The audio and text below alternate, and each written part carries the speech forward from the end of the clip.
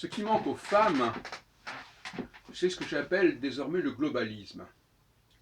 C'est-à-dire les capacités de s'élever au-dessus de son milieu, de son cercle,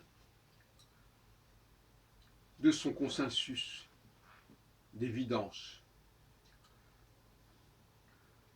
Cette dimension de l'aigle qui survole les choses et qui ne les voit pas de façon étroite dans l'espace-temps.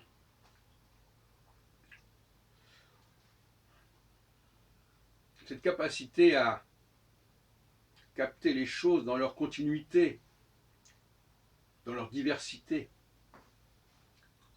et de relativiser et de situer les choses les unes par rapport aux autres. Et quand il n'y a pas cette aptitude globaliste, on pourrait parler d'une production non durable, non soutenable, comme diraient les Anglais, sustainable. Le drame de la condition féminine, c'est que ce qu'elle produit n'est pas durable. C'est pas qu'elle ne produit rien, mais ça ne dure pas. Et il faudrait le dire clairement, cela. Ça ne veut pas dire que ça n'existe pas, ça existe. Sur le moment, ça existe, mais ça ne dure pas et ça ne traverse pas les frontières. À partir de ce moment-là, c'est limité, son envol, l'envergure est limitée, pour employer l'expression de l'aigle.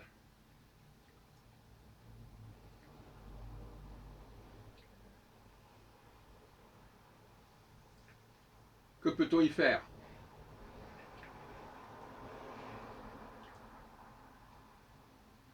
Par ailleurs,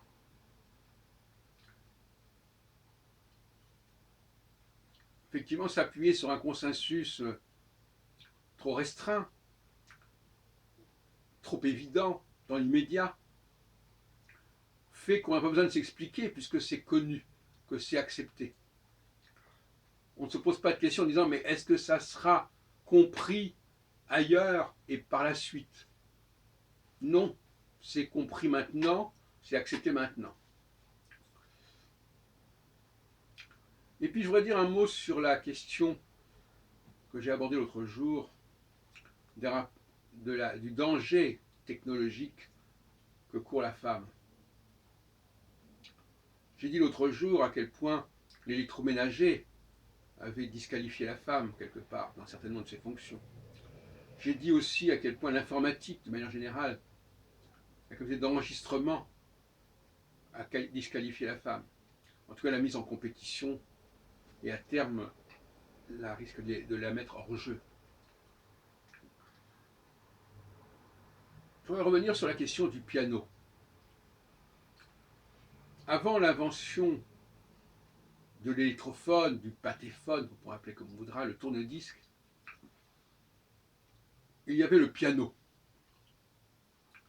Et les jeunes femmes de bonne famille apprenaient le piano comme elles apprenaient la dactylo.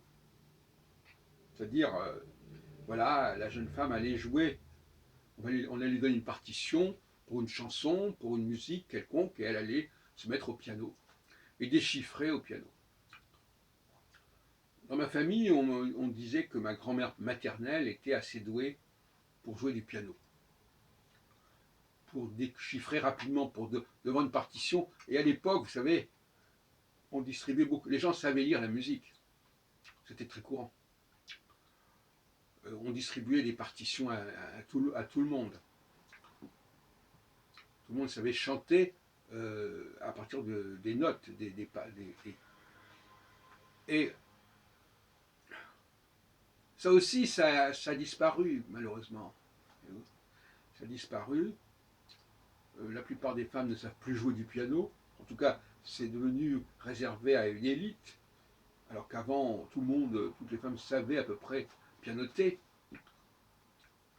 Et là encore, ça vient d'où cette problématique? Ça vient de l'invention justement des appareils, des disques, des enregistrements, des caméras, tout ce processus d'enregistrement, de reproduction, de répétition Et ça pose aussi un problème pour les femmes, parce que c'était aussi leur créneau.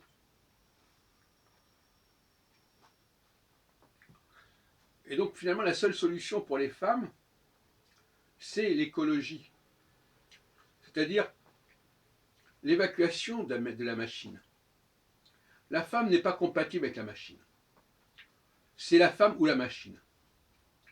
Soit on enlève les machines pour des raisons qu'on peut comprendre, d'ordre écologique par exemple, et à ce moment-là, les femmes retrouveront leur place à côté de l'homme, soit on développe la machine, et à ce moment-là, la femme se trouve dans une situation insoluble à terme. Parce que sa marge de manœuvre va diminuer d'autant, et dans tous les domaines, y compris même dans le domaine de la procréation.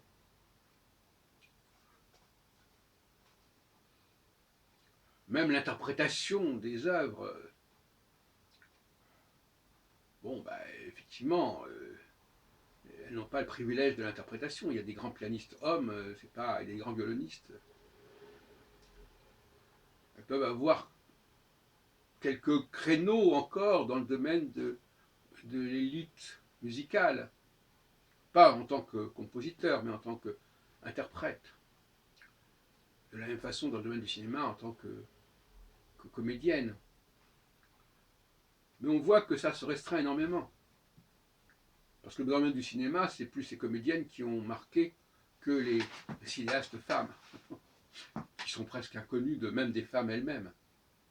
C'est le plus drôle dans tout ça, c'est que les femmes connaissent très très mal le rôle des femmes dans l'histoire. Elles ne le connaissent pas mieux que les hommes d'ailleurs. Et finalement, la culture est essentiellement masculine dans tous les domaines.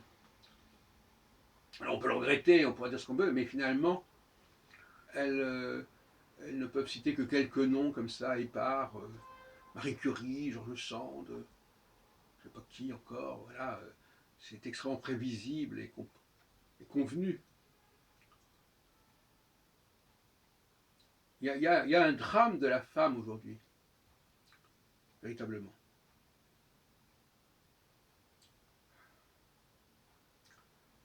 Même les photos, par exemple, les photos, l'invention de la photographie, tout ça, ça fait que la mémoire, elle est là par la machine. La mémoire, ma machine garantit la mémoire. Là encore, on n'a pas besoin de souvenirs des gens. Et puis c'est enregistré, et puis une fois que c'est enregistré, bon, bah, ça y est, on répète. Donc je me fais beaucoup de soucis pour l'avenir des femmes.